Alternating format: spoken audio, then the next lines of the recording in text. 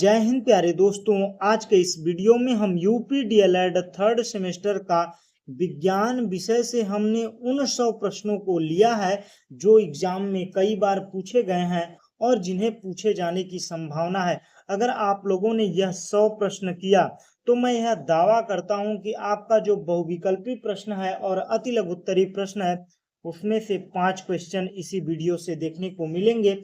तो चलिए बढ़ते हैं प्रश्नों की ओर। तो पहला प्रश्न है, कुकिंग खाना पकाने गैस में किसकी मात्रा अधिक होती है? Methane gas, ethylene gas, ethane gas, butane gas. तो खाना पकाने वाला जो गैस सिलेंडर होता है उसमें कौन सी गैस की मात्रा अधिक होती है?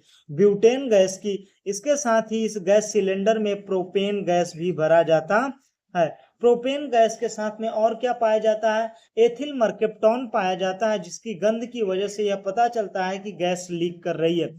सीएनजी में कौन सा गैस भरा जाता है? Methane gas. और फलों को पकाने के लिए एथिलीन का उपयोग किया जाता है। बढ़ते हैं अगले प्रश्न की ओर। तो अगला प्रश्न है, मास्टर ग्रंथि कहलाती है। जो मास्टर ग्रंथि है किसको कहा जाता है? थायराइड ग्रंथि को, पीयूष ग्रंथि को, अग्नाशय ग्रंथि को, अधिवृक्क ग्रंथि को। तो मास्टर ग्रंथि पीयूष ग्रंथि को कहा जाता है। ऑप्शन ब सही होगा। पीयूष ग्रंथि क्या करता है? यह जितनी भी ग्रंथियां हैं इस पर कंट्रोल करता है और हार्मोन्स के स्राव पर भी कंट्रोल करता है। कौन करता है? पीयूष ग्रंथि करती है। मेटाबॉलिज्म को कंट्रोल कौन करता है? थायराइड ग्रंथि। इंसुलिन का स्राव कौन करती है? अग्नाशय ग्रंथि करती है। बढ़ते हैं अगले प्रश्न की ओर। तो अगला प्रश्न है, भारतीय वैज्ञानिक हैं Edison, madam Curie, CV Raman, Galileo. तो भारतीय वैज्ञानिक कौन है? सीवी रमन है, क्योंकि नाम से ही पता चल रहा है कि अगर भारतीय जो नाम होते हैं उनसे ही पता चल जाता है कि हमारे देश के हैं या नहीं है। तो सीवी रमन को 1930 में रमन प्रभाव के लिए इन्हें नोबेल पुरस्कार से पुरस्कृत किया गया था। एडिसन ने किसका खोज किया था? बल्ब का खोज किया था। मैडम क्यूरी ने रेडियोधर्मी पदार्थों की खोज की थी और गैलीलियो ने दूरबीन का खोज किया था। दूरबीन का खोज किसने किया था? गैलीलियो ने किया था। ध्वनि की चाल सर्वाधिक होती है। ध्वनि की चाल किसमें सर्वाधिक होती है? ठोस में, द्रव में, गैस में, निर्वात में। ध्वनि की चाल वहां पर सबसे तेज होगी जहां पर जिस पदार्थ के द्वारा ध्वनि गमन करने वाला है उसके कण जितने पास पास होंगे और ध्वनि की चाल उतनी तेज होगी। तो चाल सबसे तेज होती है। तो ध्वनि की चाल सर्वाधिक तेज किसमें होगी? ठोस में होगी, क्योंकि ज्यादा से ज्यादा अणु पास पास किसमें रहते हैं? ठोस में रहते हैं। बढ़ते हैं अगले प्रश्न की ओर। पृथ्वी प्रत्येक वस्तु को अपनी ओर खींचती है, यह बताया था अल्बर्ट आइंस्टीन ने, सीवी रमन ने, आइजैक न्यूटन ने, एस एन बोस ने। तो पृथ्वी प्रत्येक वस्तु को अपने ओर खींचती है, यह बताए थे सर आइजैक न्यूटन ने। ऑप्शन स सही होगा। एसिटिलीन का रासायनिक सूत्र CH4 C2H6 C2H4 C2H2। जो एसिटिलीन का रासायनिक सूत्र है वो है C2H2। C2H2 यह किसका सूत्र है? एसिटिलीन का सूत्र है, जिसमें C ट्रिपल बॉन्ड CH असंतृप्त हाइड्रोकार्बन होता है। बढ़ते हैं अगले प्रश्न की ओर। तो अगला प्रश्न है, निकट दृष्टि दोष को दूर करने के लिए प्रयोग किया जाता है। तो सबसे पहले यह समझिए कि निकट दृष्टि दोष होता क्या है। निकट दृष्टि दोष में निकट की वस्तुएं स्पष्ट दिखाई देती हैं और दूर की वस्तुएं स्पष्ट नहीं दिखाई देती हैं। तो उसमें क्या कहा जाता है? उस व्यक्ति को निकट दृष्टि दोष हुआ है। और निकट दृष्टि दोष को दूर करने के लिए किसका उपयोग होता है? उत्तल लेंस, उत्तल दर्पण, अवतल लेंस, अवतल दर्पण। तो निकट दृष्टि दोष को दूर करने के लिए किसका उपयोग किया जाता है? अवतल लेंस का उपयोग किया जाता है। कि समुद्री तल पर दाब मापी पारे की ऊंचाई होती है 80 सेंटीमीटर, 76 सेंटीमीटर, 60 सेंटीमीटर, 100 सेंटीमीटर। तो समुद्र तल पर दाब मापी पारे की ऊंचाई कितनी होती है? 76 सेंटीमीटर होती है। और दाब मापी, समुद्री तल पर दाब मापी जो यूज किया जाता है उसका क्या नाम है? बैरोमीटर नाम है। बढ़ते हैं अगले प्रश्न की ओर। तो अगला, कार्बन का अक्रिस्टलीय अपरूप है ग्रेफाइट, हीरा, सुगर चारकोल, फुलरिन। तो कार्बन का अक्रिस्टलीय अपरूपक कौन है? सुगर चारकोल है। सुगर चारकोल जब सुगर में से किसी भी प्रकार से किसी केमिकल का रिएक्शन करके या हीट देकर जल के सारे अणुओं को निकाल दिया जाता है तो जो हमें प्राप्त होता है वो क्या कहलाता है? Sugar charcoal. तो सुगर चारकोल जो है वो क्या है? अक्रिस्टलीय अपरूपक है। और उसके बाद में जो ब्लैक जो काजल होता है, जो काजल होता है वो क्या होता है? अक्रिस्टलीय होता है। बाकी ग्रेफाइट, हीरा, फुलरिन, फुलरिन का जो आकार होता है क्रिस्टलीय अपरूपक है, तो इसका स्ट्रक्चर कैसा होता है? फुटबॉल की तरह होता है। बढ़ते हैं अगले प्रश्न की ओर। तो अगला प्रश्न है, संतृप्त हाइड्रोकार्बन का अणु सूत्र बताइए। संतृप्त और असंतृप्त इसको क्लियर कर देते हैं, बड़े ध्यान से सुनिएगा। अगर आप लोगों ने मेरी बातों को ध्यान से सुना तो मैं ये वादा करता हूं कि आपको इस वीडियो के अलावा कोई और वीडियो बहुविकल्पी के लिए नहीं देखना पड़ेगा और मैं कहता हूं आप अपने एग्जाम में बेहतर कर पाएंगे। तो चलिए बढ़ते हैं। संतृप्त हाइड्रोकार्बन और असंतृप्त हाइड्रोकार्बन कहते किसे हैं? तो संतृप्त हाइड्रोकार्बन जब कार्बन के अणु हाइड्रोजन के साथ सिंगल बॉन्ड बनाकर जुड़ते हैं केवल, तो क्या कहा जाता है? संतृप्त हाइड्रोकार्बन। और जब कार्बन और हाइड्रोजन के अणु डबल बॉन्ड या ट्रिपल बॉन्ड से जुड़ते हैं तो उसे क्या कहा जाता है? असंतृप्त हाइड्रोकार्बन कहा जाता है। तो जो एल्केन ग्रुप है, एल्केन ग्रुप का जो फार्मूला होता है CnH2n+2, यही क्या है? संतृप्त हाइड्रोकार्बन का सूत्र है। CnH2n+2 ऑप्शन पहला सही होगा। उसके बाद में बात करते हैं, यह हो गया एल्केन ग्रुप का। उसके बाद में बात करते हैं एल्कीन ग्रुप का। एल्केन, एल्कीन, एल्कीन ग्रुप का फार्मूला होता है CnH2n। CnH2n यह किस ग्रुप का है? एल्कीन ग्रुप का। और एल्काइन ग्रुप का CnH2n-2, यह एल्काइन ग्रुप का है जिसमें ट्रिपल बॉन्ड देखने को मिलता है। और एल्कीन में क्या होता है? डबल बॉन्ड देखने को मिलता है और एल्केन में सिंगल बॉन्ड देखने को मिलता है। यह भी पहचानने का एक तरीका है। तो चलिए बढ़ते हैं अगले प्रश्न की ओर। हरित लवक रहित पौधों का समूह है। शैवाल, कवक, अनावृत्ति बीज, यह सभी। तो हरित लवक रहित पौधा का समूह कौन सा है? तो हरित लवक पौधों में आता है जो स्वपोषी पौधे होते हैं उनमें क्या पाया जाता है? हरित लवक पाया जाता है। तो जो कवक है यह क्या है? हरित लवक पौधे नहीं है। बढ़ते हैं अगले प्रश्न की ओर। तो अगला प्रश्न है, किसी वस्तु द्वारा प्रति सेकंड में किए गए कंपनों की संख्या कहलाती है। जब कोई वस्तु एक सेकंड में जितनी बार कंपन करती है वही उसका क्या कहलाता है? जितनी बार कंपन करती है वो क्या कहलाता है? आवृत्ति कहलाता है। बात करते हैं आवर्त।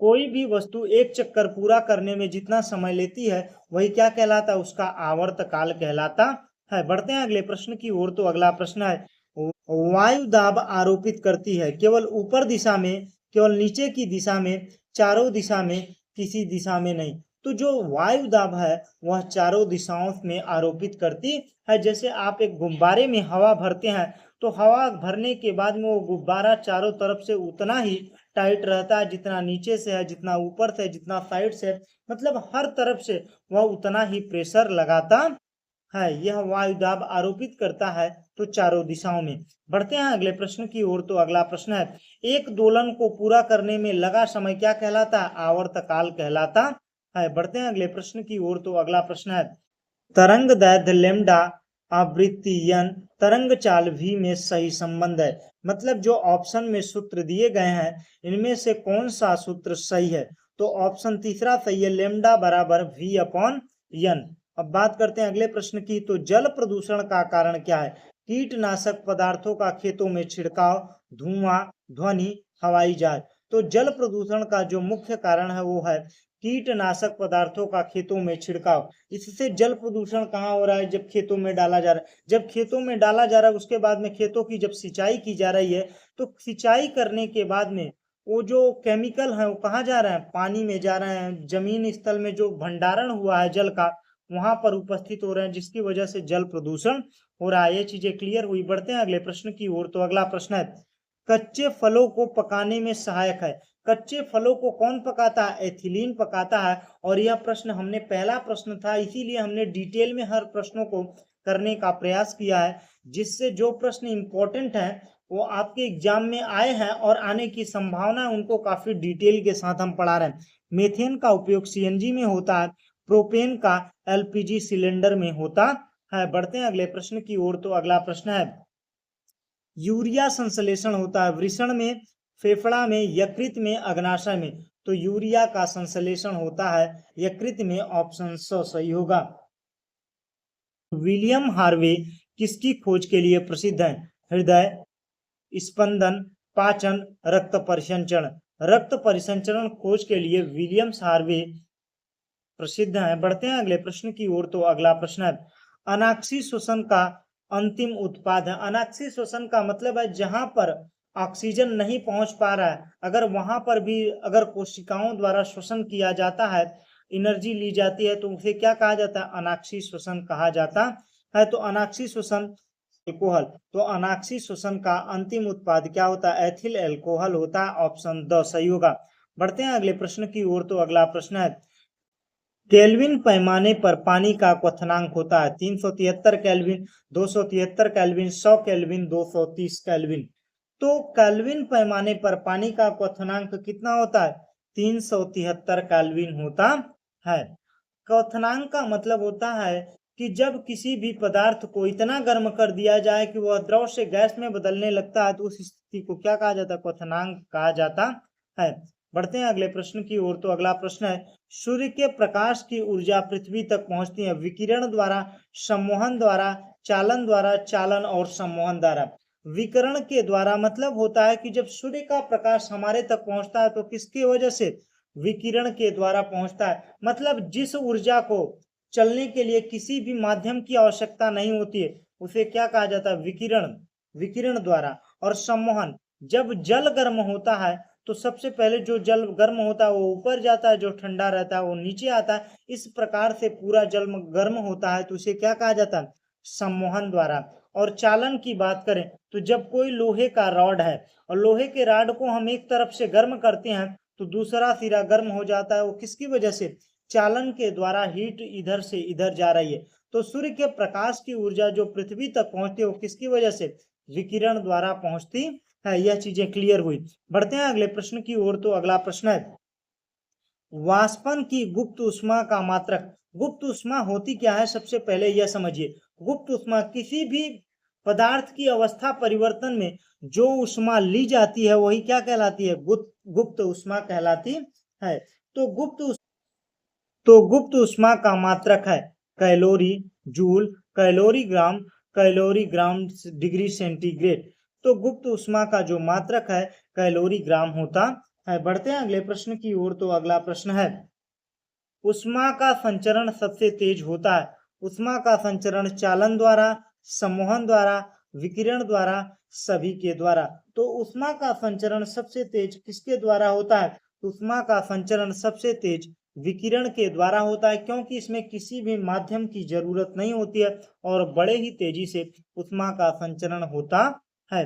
उत्तल दर्पण से बना प्रतिबिंब वास्तविक होता है, आभासी वास्तविक दोनों हो सकता है, सदैव आभासी होता है, उल्टा और छोटा होता है। तो उत्तल दर्पण में बना प्रतिबिंब कैसा होता है?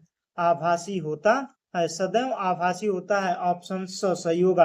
बढ़ते हैं अगले प्रश्न की ओर। तो अगला प्रश्न है, जीवाणु की कोशिका भित्ति किसकी बनी होती है? तो जो पेड़ों में कोशिकाएं पाई जाती हैं, क्योंकि पेड़ों में ही, पादपों में ही क्या पाया जाता है?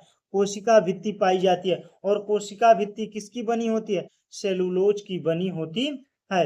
बढ़ते हैं अगले प्रश्न की ओर। तो अगला प्रश्न है, एड्स होता है, एड्स जो होता है कवक से, विषाणु से, जीवाणु से, जीवाणु भोजी से। तो एड्स जो होता है वह विषाणु से होता है, ऑप्शन ब सही होगा। स्वस्थ नेत्र के दूर बिंदु होता है 25 सेंटीमीटर, 50 सेंटीमीटर, 1 मीटर अनंत पर। अगर कोई स्वस्थ नेत्र से स्वस्थ है तो कहां तक देख सकता है? सबसे ज्यादा अनंत तक, क्योंकि तारे जो हैं कहां पर हैं? अनंत पर हैं, जिन्हें हम बड़े आसानी से अपने आंखों से देख सकते हैं। और कम दूरी पर, कम से कम कितनी दूरी होनी चाहिए? अगर किसी भी वस्तु को स्पष्ट तरीके से पढ़ना है तो कम से कम कितनी दूरी होनी चाहिए? 25 सेंटीमीटर होनी चाहिए। न्यूनतम दूरी कितनी होनी चाहिए? 25 सेंटीमीटर होनी चाहिए। नेत्र लेंस होता है अभिसारी, अपसारी, अभिसारी, अपसारी और इनमें से कोई नहीं। तो अपसारी और अभिसारी पहले समझते हैं।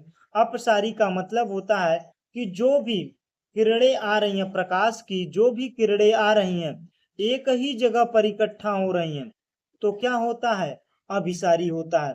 और कोई भी किरण एक बिंदु से आती हुई प्रतीत हो रही है, एक बिंदु पर इकट्ठा हो रही है तो क्या है, अभिसारी है। और एक ही बिंदु से फैलती हुई प्रतीत हो रही है तो क्या है, अपसारी है।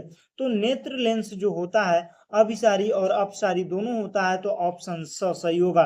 बढ़ते हैं अगले प्रश्न की ओर। तो अगला प्रश्न है, लेंस के फोकस दूरी 20 सेंटीमीटर है तो उसकी क्षमता होगी। तो जो उसकी क्षमता, लेंस की जो क्षमता मापी जाती है किसमें मापी जाती है, डायोप्टर मीटर में मापी जाती है। तो लेंस की फोकस दूरी कितनी है, तो 1/f डायोप्टर मीटर में होगा, मीटर में। तो 20 दिया है तो 1/20, और सेंटीमीटर को जब मीटर में बदला जाता है तो क्या करते हैं, 100 से भाग करते हैं तो 100 ऊपर चला जाएगा तो 20 पंचे 100, 5 डायोप्टर होगा। ऑप्शन द सही होगा। गोली दर्पण की वक्रता त्रिज्या और फोकस दूरी में संबंध। फोकस दूरी और वक्रता त्रिज्या, वक्रता त्रिज्या की जो आधी दूरी होती है वो क्या होती है, फोकस दूरी होती है। ऑप्शन सही होगा। F is equal to 1/2 R, R का जो आधा है दूरी वही क्या है, फोकस दूरी है। पीले रंग के तरंग दैर्ध्य लगभग है 4000 एंगस्ट्रॉम, 5000 एंगस्ट्रॉम, 6000 एंगस्ट्रॉम, 8000 एंगस्ट्रॉम। तो जो पीले रंग के तरंग दैर्ध्य हैं उनका कितना एंगस्ट्रॉम है, लगभग तरंग दैर्ध्य जो है वह 6000 एंगस्ट्रॉम है। बढ़ते हैं अगले प्रश्न की ओर। तो अगला प्रश्न है, श्वेत प्रकाश में निम्नलिखित रंगों में से किस तरंग दैर्ध्य का न्यूनतम होता है, तरंग दैर्ध्य, किस रंग का तरंग दैर्ध्य न्यूनतम होता है, पीला, लाल, बैंगनी, हरा। तो सबसे ज्यादा किसका होता है, लाल रंग का होता है, और सबसे कम किसका होता है, बैंगनी होता है। ऑप्शन सही होगा। बढ़ते हैं अगले प्रश्न की ओर। तो अगला प्रश्न है, एकांक क्षेत्रफल पर लगने वाले अभिलंबवत बल को कहते हैं, एकांक क्षेत्रफल पर लगने वाले अभिलंबवत बल को क्या कहा जाता है, दाब कहा जाता है। दाब का मात्रक क्या होता है, पास्कल होता है। चीनी उद्योग में गन्ने के रस को रंगहीन करने में प्रयुक्त होता है। मतलब जो चीनी का रंग है उसे रंगहीन बनाने में किसका उपयोग होता है, लकड़ी का कोयला, शुगर चारकोल, जंतु चारकोल, लैंप ब्लैक। तो जो लैंप ब्लैक है और शुगर चारकोल है यह क्या है, अक्रिस्टलीय कार्बन है, यह भी याद रखिएगा। और जंतु चारकोल की वजह से इस्तेमाल करके क्या करते हैं, हम गन्ने के रस को रंगहीन बनाते हैं। घड़े में रखा पानी किस विधि द्वारा ठंडा होता है, संवहन, चालन, क्वथन, वाष्पन। तो घड़े में रखा पानी वह वाष्पन विधि के द्वारा ठंडा होता है। तो एजुसेट क्या है, एजुसेट जो है वो क्या है, एक शैक्षिक उपग्रह है। ऑप्शन ब सही होगा। दाब अधिक होता है बैठने पर, एक पैर से खड़ा होने पर, दो पैर से खड़ा होने पर, लेटने पर। जब हमारा क्षेत्रफल सबसे कम होगा, जब हमारा क्षेत्रफल सबसे कम होगा तो क्या होगा, दाब सबसे अधिक होगा। तो ऑप्शन ब सही होगा, क्योंकि जब वह व्यक्ति एक पैर पर खड़ा होगा तो उसका क्षेत्रफल कम होगा, तो क्षेत्रफल कम होगा तो दाब अधिक होगा। बढ़ते हैं अगले प्रश्न की ओर। तो अगला प्रश्न है, निम्नलिखित में से किसमें कार्बन नहीं पाया जाता है, रोटी, चीनी, नमक, कोयला। तो NaCl जो नमक का सूत्र होता है क्या होता है, सोडियम क्लोराइड होता है, जिसमें क्या होता है, कार्बन नहीं पाया जाता है। बाकी रोटी, चीनी, कोयला में क्या होता है, कार्बन पाया जाता है। बढ़ते हैं अगले प्रश्न की ओर। तो अगला प्रश्न है, कुम्हार के चाक की गति घूर्णन गति, सरल रेखी गति, वृत्तीय गति, दोलन गति। तो कुम्हार के चाक की जो गति है वो क्या है, घूर्णन गति है। प्रथम प्रकार के उत्तोलक का उदाहरण बताइए, जिसमें आलंब बीच में हो, आलंब बीच में होता है वो कौन सा उत्तोलक होता है, प्रथम उत्तोलक होता है सरौता। सरौता जो है वो आम काटने वाला, अगर भार बीच में है, अगर भार बीच में है तो कौन सा उत्तोलक, द्वितीय उत्तोलक। तो सरौता क्या है, द्वितीय उत्तोलक। नेल कटर क्या है, द्वितीय उत्तोलक है। सीढ़ी कुछ किसी उत्तोलक में नहीं आएगा। हैंड पंप की बात करें तो हैंड पंप में जो लोड होता है, लोड, किनारे पर होता है जिसे भार भी कहते हैं। लोड के बाद में आता है आलंब, जो बीच से घूमता है, आलंब। और जो हत्था होता है जहां से हम बल लगाते हैं उसे आयास या प्रयास कहा जाता है। जब आलंब बीच में होता है तो प्रथम उत्तोलक होता है और हैंडपंप प्रथम उत्तोलक है। और जब भार, भार में कितने वर्ण हैं, 1 2, अगर भार बीच में है तो द्वितीय उत्तोलक, सेकंड उत्तोलक है। और तृतीय उत्तोलक की बात करें तो आयास या प्रयास, जहां से बल लगता है वह स्थान अगर बीच में आ रहा है तो कौन सा उत्तोलक है, तृतीय उत्तोलक है। यह सारी चीजें क्लियर रखिएगा। घड़ी में मिनट की सुई का आवर्तकाल, आवर्तकाल का मतलब होता है एक चक्कर पूरा करने में लगा समय। तो मिनट की सुई जब 12 से स्टार्ट हो रही है और घूमकर फिर 12 पर जाने में कितना समय लेती है, वही उसका क्या है, आवर्तकाल है। तो आवर्तकाल, घड़ी में मिनट की सुई का आवर्तकाल 1 मिनट होता है और घड़ी में घंटे की सुई का आवर्तकाल 12 घंटे होता है। इसको याद रखिएगा। बढ़ते हैं अगले प्रश्न की ओर। तो अगला प्रश्न है, डॉक्टरी थर्मामीटर में ताप मापने का विभाजन स्केल होता है 0 से 100 डिग्री, 32 से 212 सेंटीग्रेड, 95 से लेकर 110 फ़ारेनहाइट, 0 र्यूमर से लेकर 80 र्यूमर तक। तो डॉक्टरी जो थर्मामीटर होता है वो किसमें मापता है, फ़ारेनहाइट में मापता है। तो 95 से 110 फ़ारेनहाइट के बीच में होता है। बढ़ते हैं अगले प्रश्न की ओर। तो अगला प्रश्न है, हरित लवक पाया जाता है, हरित लवक पाया जाता है जंतु कोशिका में, कवक में, विषाणु में, वनस्पति कोशिकाओं में। जिसमें प्रकाश संश्लेषण होता है उसमें हरित लवक पाया जाता है। टेलीफोन का आविष्कार किसने किया था, तो टेलीफोन का आविष्कार ग्राहम बेल ने किया था। बढ़ते हैं अगले प्रश्न की ओर। तो अगला प्रश्न है, कार्बन का क्रिस्टली रूप, क्रिस्टली रूप का मतलब है जिस कार्बन के अणुओं का स्ट्रक्चर के रूप में जुड़े होते हैं, मतलब कोई स्ट्रक्चर जो कार्बन जुड़ रहे हैं, किसी स्ट्रक्चर में अगर जुड़ रहे हैं तो वो क्या कहलाएंगे, क्रिस्टली। और स्वतंत्र तरीके से कार्बन के जो कण हैं वो है तो कैसा है, अक्रिस्टली है। तो कार्बन का क्रिस्टली जो रूप है वो है हीरा, ऑप्शन द सही होगा। बाकी काजल की बात करें तो काजल कैसा है, अक्रिस्टली है।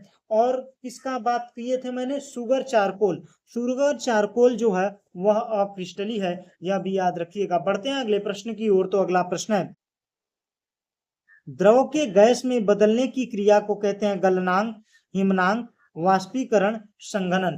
तो द्रव के गैस में, द्रव के गैस में बदलने की क्रिया को क्या कहते हैं, वाष्पीकरण कहते हैं, ऑप्शन स सही होगा।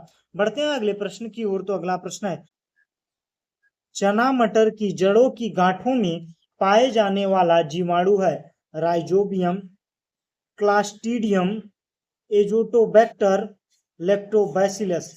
तो जो चना मटर की जड़ों में गांठें पाई जाती हैं वहां पर कौन सा जीवाणु होता है, राइजोबियम होता है। और लैक्टोबैसिलस की बात करें तो लैक्टोबैसिलस जो दही जमाने के लिए जीवाणु होता है वो कौन होता है, लैक्टोबैसिलस होता है। बर्फ का गलनांक होता है, बर्फ का गलनांक 0 डिग्री सेंटीग्रेड होता है। बढ़ते हैं अगले प्रश्न की ओर। तो अगला प्रश्न है, उष्मा का संचरण कितनी विधियों द्वारा होता है, तो उष्मा का संचरण 3 विधियों द्वारा होता है, चालन, सम्मोहन, विकरण। यह भी प्रश्न मैंने डिटेल के साथ ऊपर क्लियर किया है। अगर आप लोगों ने यहां तक वीडियो देखा है और वीडियो आप लोगों को इंफॉर्मेटिव लग रहा है तो वीडियो को लाइक कर दीजिए, अपने ग्रुप में शेयर कर दीजिए और चैनल पर नए हो तो भाई प्लीज यार चैनल को सब्सक्राइब कर दीजिए। हम लगातार आप लोगों के एग्जाम के लिए नए नए वीडियो ला रहे हैं जो आपके एग्जाम के लिए काफी कारगर साबित होंगे। मैं बात कर रहा हूं हर एक वीडियो से आपको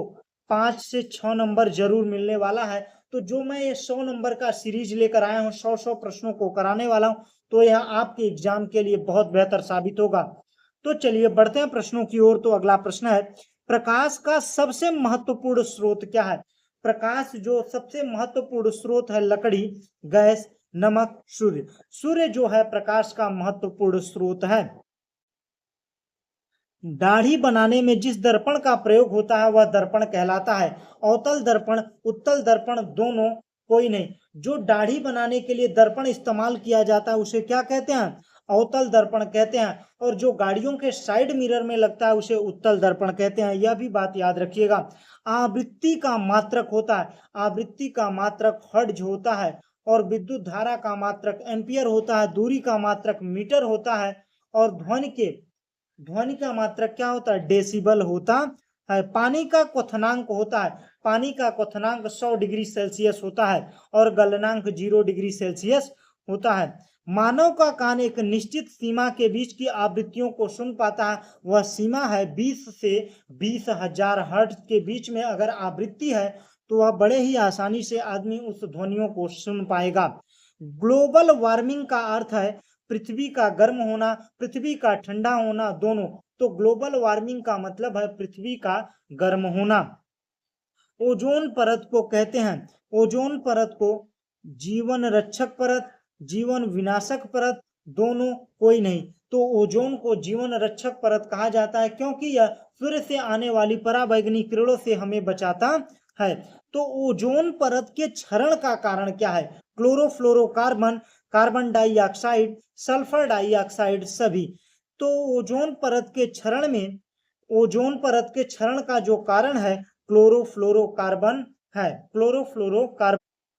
पास्कल मात्रक है ऊर्जा का, दाब का, त्वरण का, बल का। तो पास्कल जो मात्रक है वह दाब का है, बल का मात्रक न्यूटन है, और ऊर्जा का मात्रक क्या है यह आप लोग कमेंट में जरूर बताइए। बढ़ते हैं अगले प्रश्न की ओर। तो अगला प्रश्न है, आधुनिक ईंधन है लकड़ी, मिट्टी का तेल, एलपीजी, पेट्रोल सभी। तो आधुनिक जो ईंधन है वह एलपीजी है और पेट्रोल है।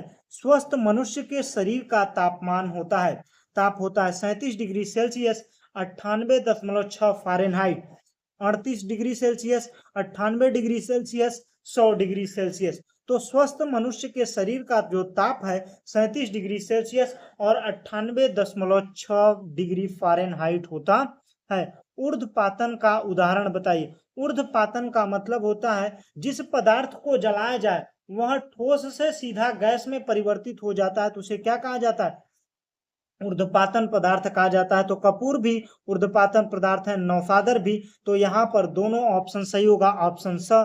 बढ़ते हैं अगले प्रश्न की ओर। हर्ट्ज जो मात्रक है, हर्ट्ज मात्रक है ऊर्जा का, आवृत्ति का, तरंग दैर्ध्य का, विद्युत क्षेत्र तीव्रता का। तो हर्ट्ज जो मात्रक है वह है आवृत्ति का।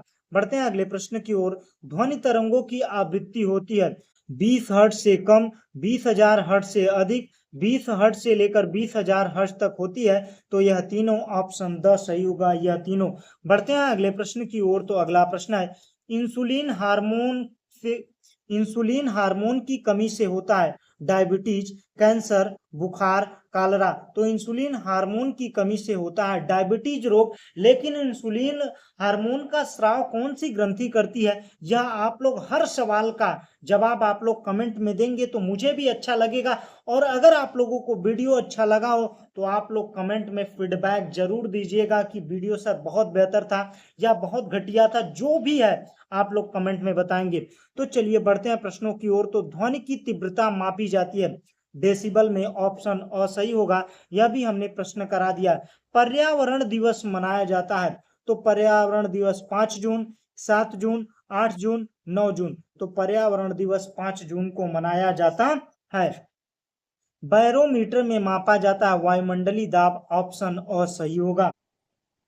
मिनीमाता रोग होता है जल में पारे से, जल में नाइट्रोजन से, जल में ऑक्सीजन से, सभी से। मिनीमाता रोग जब होता है जल में पारे की वजह से होता है। बढ़ते हैं अगले प्रश्न की ओर। तो अगला प्रश्न है, ब्लू बेबी सिंड्रोम किसकी अधिकता से होता है, पेयजल में नाइट्रेट से, पेयजल में फ्लोराइड से, पेयजल में क्लोरीन से, सभी से। ब्लू बेबी सिंड्रोम किसकी अधिकता से होता है, तो ब्लू बेबी सिंड्रोम पेयजल में नाइट्रेट की वजह से होता है। कार्बन के दो अपरूपक फुलरीन, ग्रेफाइड, हीरा, यह सभी क्या है, कार्बन के अपरूपक हैं। बढ़ते हैं अगले प्रश्न की ओर। अम्ल वर्षा का कारण है वायु प्रदूषण, जल प्रदूषण, मृदा प्रदूषण सभी। तो जो अम्ल वर्षा का कारण है वायु प्रदूषण। अम्ल वर्षा में उपस्थित अम्ल है नाइट्रिक अम्ल, सल्फ्यूरिक अम्ल, सिट्रिक अम्ल, एसिटिक अम्ल, हाइड्रोक्लोरिक अम्ल। तो अम्ल वर्षा में उपस्थित अम्ल है नाइट्रिक अम्ल और सल्फ्यूरिक अम्ल होता है। बढ़ते हैं अगले प्रश्न की ओर। तो अगला प्रश्न है, ध्वनि की आवृत्ति मापने की इकाई है। ध्वनि की आवृत्ति मापी जाती है हर्ट्ज में। और डेसिबल किसका मात्रक है? ध्वनि का मात्रक है। और पास्कल दाब का मात्रक है। बढ़ते हैं अगले प्रश्न की ओर। तो अगला प्रश्न है, काजीरंगा राष्ट्रीय उद्यान। तो काजीरंगा राष्ट्रीय उद्यान असम में है। ऑप्शन ब सही होगा। खाने का सोडा का रासायनिक सूत्र है NaHCO3। अगर NaHCO3 है, H दिया है तो कौन सा है? खाने वाले सोडे का है, तो ऑप्शन अ सही होगा। बढ़ते हैं अगले प्रश्न की ओर। तो अगला प्रश्न है, धावल सोडा का रासायनिक सूत्र। धावल सोडा में क्या होता है? Na2CO3। ऑप्शन ब सही होगा। जब अगर H बीच में दिया होगा ऐसे पहचान लीजिएगा तो खाने वाला है, H बीच में नहीं दिया है तो वह कपड़ा धोने वाला सोडा है। बढ़ते हैं अगले प्रश्न की ओर। तो अगला प्रश्न है, मधुमेह डायबिटीज किस हार्मोन की कमी के कारण होता है? तो डायबिटीज जो है इंसुलिन हार्मोन के कारण होता है। रेगिस्तान का जहाज किसे कहते हैं? रेगिस्तान का जहाज ऊंट को कहा जाता है। दूध से दही बनाने वाले जीवाणु कौन है? तो लैक्टोबैसिलस है। ऑप्शन अ सही होगा। जो दलहन वाले पेड़ों में जो गांठें पाई जाती हैं वो किस जीवाणु को होती हैं? राइजोबियम की होती हैं। ऑप्शन ब सही होगा। बढ़ते हैं अगले प्रश्न की ओर। तो अगला प्रश्न है, सूक्ष्म जीवों का अध्ययन विज्ञान की किस शाखा के अंतर्गत आता है? सूक्ष्म जैविक माइक्रोबायोलॉजी के अंतर्गत आता है। ऑप्शन पहला सही होगा। चंद्रमा का गुरुत्वीय त्वरण का मान पृथ्वी के गुरुत्वीय त्वरण के मान का कितना गुना है? 1/6 गुना है। ध्वनि किस प्रकार की तरंग का उदाहरण है? तो ध्वनि जो है अनुदैर्घ्य तरंग है, अनुप्रस्थ तरंग है, विद्युत चुंबकीय तरंग है। इनमें से कोई नहीं। ध्वनि जो है वह अनुदैर्घ्य तरंग है। ऑप्शन पहला सही होगा। बढ़ते हैं अगले प्रश्न की ओर। तो अगला प्रश्न है, हरित क्रांति के जनक कौन है? MS Swaminathan, Norman E Borlaug, Varghese Kurien, Hargobind Khorana. तो हरित क्रांति के जनक कौन है? हरित क्रांति के जनक MS स्वामीनाथन है। ऑप्शन पहला सही होगा। बढ़ते हैं अगले प्रश्न की ओर। रसोई घर में प्रयोग होने वाली दवित पेट्रोलियम LPG का रिसाव का पता किसकी वजह से चलता है? तो जो गंध आती है वो एथिल मर्केप्टॉन की वजह से आती है। कैंची किस प्रकार का उत्तोलक है? जब बीच से घूम रहा है तो कौन सा उत्तोलक है? बीच से घूम रहा है तो प्रथम उत्तोलक है। बढ़ते हैं अगले प्रश्न की ओर। तो अगला प्रश्न है, दूरदृष्टि को दूर करने के लिए किस चश्मे के लेंस का प्रयोग करते हैं? तो दूरदृष्टि दोष के लिए हम क्या करते हैं? उत्तल लेंस का प्रयोग करते हैं। ऑप्शन पहला सही होगा। सभी हरे पेड़ पौधे स्वपोषी क्यों कहलाते हैं? वह मिट्टी से भोजन करते हैं या सूर्य की प्रकाश की सहायता से अपना भोजन खुद बनाते हैं। ऑप्शन ब सही होगा। विश्व एड्स दिवस कब मनाया जाता है? 1 जनवरी, 1 मई, 10 दिसंबर, 1 दिसंबर को 1 दिसंबर को। बढ़ते हैं अगले प्रश्न की ओर। तो अगला प्रश्न है, हाइड्रोकार्बन यौगिक बने होते हैं। जो हाइड्रोकार्बन यौगिक बने होते हैं कार्बन हाइड्रोजन की कॉम्बिनेशन से बने होते हैं। प्लास्टिक कितने प्रकार के होते हैं? प्लास्टिक 2 प्रकार के होते हैं, thermosetting plastic, thermoplastic. Thermoplastic thermoplastic का उदाहरण है थर्मोप्लास्टिक, बैकेलाइट, मेलामाइन, पॉलीथीन। इनमें से कोई नहीं। तो पॉलीथीन जो है थर्मोप्लास्टिक है और थर्मोसेटिंग प्लास्टिक बैकेलाइट और मेलामाइन है। बढ़ते हैं अगले प्रश्न की ओर। तो अगला प्रश्न है, थर्मोसेटिंग प्लास्टिक का उदाहरण है बैकलाइट, नायलॉन, टेफ्लॉन, पॉलीथीन। तो थर्मोसेटिंग प्लास्टिक का उदाहरण है बैकलाइट। ऑप्शन अ सही होगा। दलहनी फसलों की जड़ों में पाई जाने वाली जीवाणु का नाम है राइजोबियम लिग्यूमिनोसेरम। लिग्यूमिनोसेरम। बढ़ते हैं अगले प्रश्न की ओर। तो अगला प्रश्न है, मनुष्य के 3 अवशेषी अंगों में से एक है फेफड़ा, हृदय, वर्मी फ्रॉम, अपेंडिक्स, यकृत। तो अवशेषी अंग वो होते हैं जो हमारे पूर्वजों में पाए जाते थे लेकिन यूज करते थे, लेकिन अब हमारे शरीर में है लेकिन उनका कोई उपयोग नहीं है। तो उनमें से एक है वर्मी फॉर्म अपेंडिक्स। चिपको आंदोलन के जनक है सुंदरलाल बहुगुणा, मेधा पाटकर, अम्बा आमटे और सलीम अली। तो चिपको आंदोलन के जनक हैं सुंदरलाल बहुगुणा। ऑप्शन पहला सही होगा। BOD किसका मापन करता है? जल प्रदूषण का, वायु प्रदूषण का, मृदा प्रदूषण का, ध्वनि प्रदूषण का। तो BOD किसका मापन करता है? तो BOD जल प्रदूषण का करता भोपाल में गैस त्रासदी किस विषैली गैस के रिसाव से हुआ था?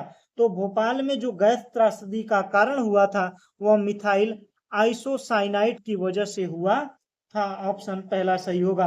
तो प्रकाश के किस रंग का प्रकीर्णन सबसे अधिक होता है? तो प्रकाश के किस रंग का प्रकीर्णन का मतलब होता है फैलाव।